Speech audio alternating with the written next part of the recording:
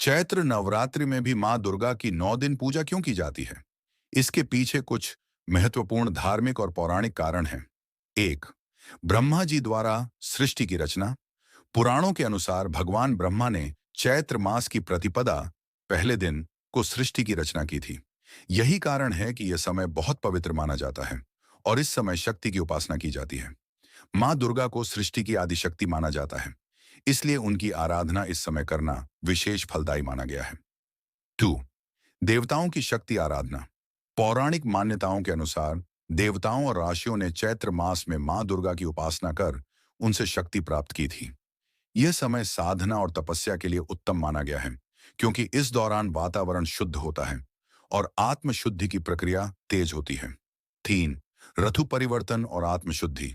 चैत्र नवरात्रि वसंत ऋतु में आती है, जो कि शरद ऋतु सर्दी के बाद एक नई ऊर्जा और जीवन की शुरुआत का समय होता है। यह समय शरीर को शुद्ध करने, उपवास करने और मानसिक व आध्यात्मिक शक्ति बढ़ाने के लिए उपयुक्त माना जाता है। मां दुर्गा को शक्ति और ऊर्जा का स्रोत माना जाता है, इसलिए इस समय उनकी आराधना से व्यक्ति में नई ऊर्जा का संचार होता है। 4. नववर्ष की शुरुआत, विक्रम संवत का प्रारंभ। हिंदू पंचांग के अनुसार चैत्र मास से विक्रम संवत का नया वर्ष शुरू होता है। इस दिन नव संवत्सर मनाया जाता है, जो एक नई शुरुआत का प्रतीक होता है। नए साल की शुरुआत मां दुर्गा की पूजा से करने से पूरा वर्ष सुख समृद्धि और शक्ति से भरा रहता है। 5.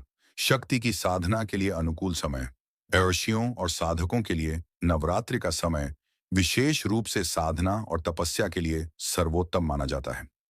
इस दौरान प्रकृति भी अनुकूल होती है और साधना करने से जल्दी सिद्धियां प्राप्त होती हैं। इसलिए हर साल चैत्र और आश्विन शारदीय दोनों नवरात्रियों में मां दुर्गा की विशेष उपासना की जाती है। यह सृष्टि की उत्पत्ति, नववर्ष की शुरुआत, आत्मशुद्धि और शक्ति की आराधना का पर्व है। इसी कारण इस समय मां दुर्गा की पूजा की जाती है